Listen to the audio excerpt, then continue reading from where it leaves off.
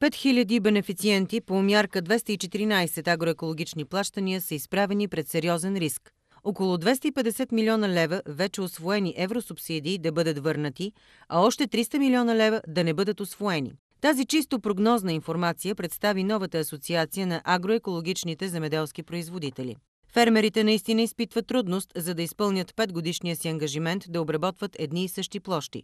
Особено големи суми могат да загубят арендаторите, прилагащи сеитбообращение на големи площи. От тук проблемите възникват по отношение на, примерно, техни конкуренти, дори и самите собственици на земите, които в един момент могат да решат, примерно, ако са собственици, да изискат от вече поетите като ангажименти земи на дадения земеделски производител да му бъде възстановено реалните граници на земята и по този начин една част от площите, които вече са заявени и евентуално земеделския производител е получил и плащания по тях, ще му отпаднат от ангажимента и както знаем в 214 мярка лимита на земя, която може да отпадне без санкция до 10%. Тоест превишиш ли 10% от земята да ти отпадне, която е подадена по агроекология, трябва да възстановиш всички средства, които си получил до момента и прекратява твоя ангажимент.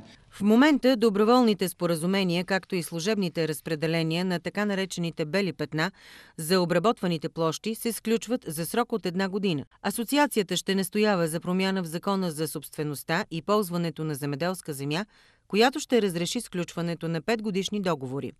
Усилията ще се насочат и към административни облекчения. Например, недопустимо е, както вече 2 година се получава, Наредба 11 да се променя 2 пъти в рамките на месец и то в период на кандидатстване.